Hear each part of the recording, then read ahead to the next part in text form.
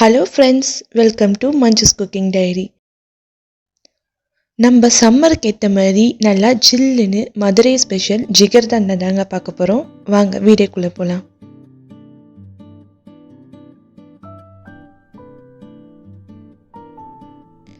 இத பண்ணனா 1 litre full fat பால் எடுத்துருக்கேன். இத நல்லா கொதிக்க விடுங்க. ஓரளவுக்கு பால் குறைஞ்சி வரணும், அந்த அளவுக்கு காய்ச்சணும். சைடில் ஆடையெல்லாம் வந்துச்சுன்னா அதையும் சேர்த்துக்கோங்க.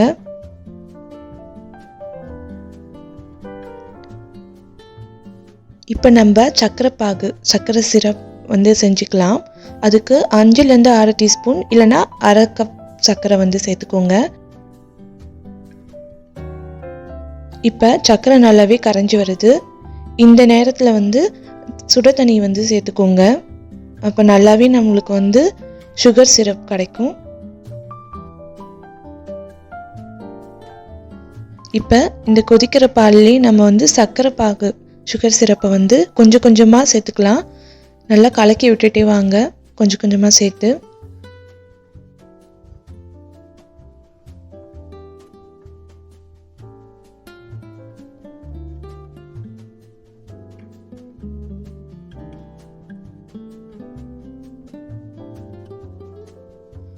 இப்போ இதில் கொஞ்சம் கொஞ்சமாக நம்ம பால் கோவா, அதாவது இது ஸ்வீட் இல்லை கோவா, ஸ்வீட் இல்லாத கோவா கூட நம்ம சேர்த்துக்கலாம். இதை கொஞ்சம் கொஞ்சமாக சேர்த்து நல்லா கலக்கி விட்டுருங்க.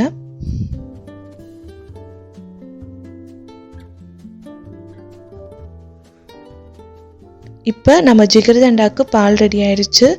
அதை இன்னொரு பவுலில் சேர்த்துக்கோங்க.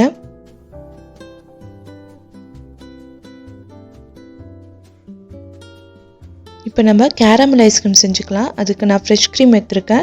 ஃப்ரெஷ் க்ரீமோட லிங்க்கை டிஸ்கிரிப்ஷன்லேயும் கார்டில் ஆட் பண்ணுறேன், மறக்காமல் பாருங்கள். இந்த ஃப்ரெஷ் க்ரீமை நான் ஒரு அரை கப் போல் எடுத்துருக்கேன். அதில் கொஞ்சம் பால் மட்டும் சேர்த்துக்கோங்க. இதை ரெண்டுத்தையும் சேர்த்து நல்லா மிக்சியில் நல்லா அடித்து எடுத்துக்கோங்க. இதை ஒரு கண்டெய்னரில் இல்லை பவுலில் சேர்த்துட்டு ஃப்ரிட்ஜில் வச்சுருங்க. ஒரு 6லேருந்து 8 மணி நேரம் வரைக்கும் இருக்கட்டும். ஜிகர்தண்டாவுக்கு முக்கியமான பாதாம் பிசின். இதை ஓவர் நைட் வரைக்கும் நல்லா ஊற வச்சு எடுத்துக்கோங்க. இதில் நன்னாரி சிரப்பை ஒரு 2லேருந்து 3 டீஸ்பூன் வரைக்கும் சேர்த்துக்கலாம். இதை நல்லாவே மிக்ஸ் பண்ணி விட்டுக்கோங்க.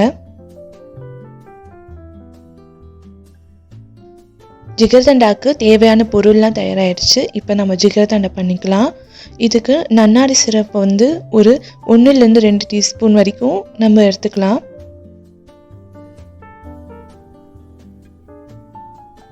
அதுக்கப்புறம் நம்ம ஜிகர்தண்டா பாலில் நம்மளோட பாதாம் பிசினை சேர்த்துக்கோங்க. இல்லைன்னா நம்ம ஸ்ட்ரெயிட்டாகவே கிளாஸில் அந்த பாதாம் பிசினை சேர்த்துக்கலாம். சில பேருக்கு நல்லாவே கலந்து சாப்பிட பிடிக்கும். அதனால நான் இதை பால்லே நேராக கலந்து விட்டுக்கிறேன்.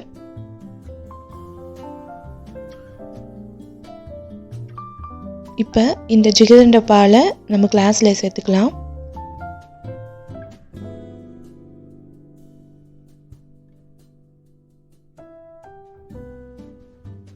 இப்போ இதுக்கு மேலே நம்ம செஞ்சு வச்ச கேரமல் ஐஸ்கிரீம் சேர்த்துக்கலாம்.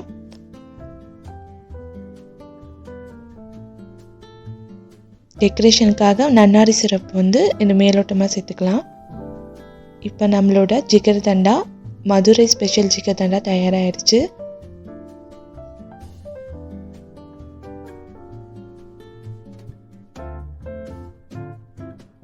இந்த மாதிரி நிறைய ரெசிபீஸோட அடுத்த வீடியோவில் உங்களை பார்க்குறேன் ஃப்ரெண்ட்ஸ். மறக்காமல் லைக், ஷேர் அண்ட் சப்ஸ்கிரைப் பண்ணுங்கள்.